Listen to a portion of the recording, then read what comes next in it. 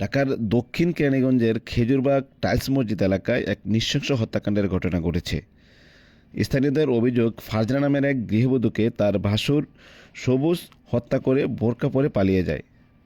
পরে স্থানীয়রা বোরকা পরিহিত অবস্থায় সবুজকে আটক করলে সে নিজেকে মোবাইল চোর হিসেবে দাবি করে এবং মারধরের এক পর্যায়ে সে পালিয়ে যায়। জানতে পারলাম যে একটি ছেলে তাদের মার্ডার করার পরে, হত্যা করার পরে ওই ছেলেটি বরকা পইরা এই বাড়ির থেকে বরকা পইরা বের হয়েছে। তো এলাকার কিছু ছেলে পেলে তাকে আটক করছে। আটক করার আনুমানিক ঘটনাটা কখন ঘটছে? আনুমানিক ঘটনাটা 8:30টার দিক ঘটছে।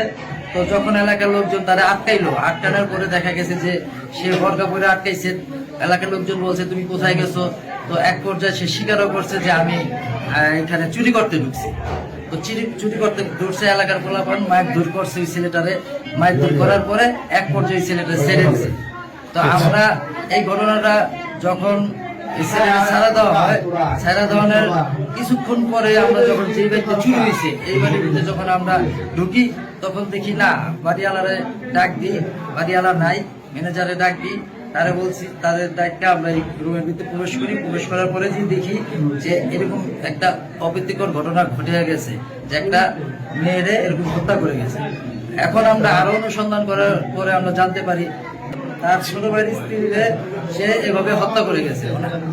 মানে আপনি আশঙ্কা করতেছেন আর কি, ধারণা করতেছেন যে তার দেবর তার ভাবিকে হত্যা করছে। হত্যা করছে এবং আচ্ছা। যে ছেলেটারে ধরছে, যারা বরকাপুরে যে ছেলেটা ধরছে, ওই ছেলেটা আপনার এই মেয়েটারে হত্যা করছে। এইটা আমরা কনফার্ম এই কারণে যে এই হত্যার আগে এই ক্রমের থেকে ওই ছেলেটাই বের হয়েছে।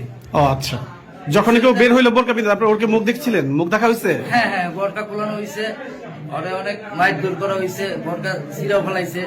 তো এক পর্যায়ে ও বলতেছে যে ভাই আমি চুরি করতে ঢুকছিলাম, তো আমি এখন তো আমি এই ঘরে কিছুই নেই।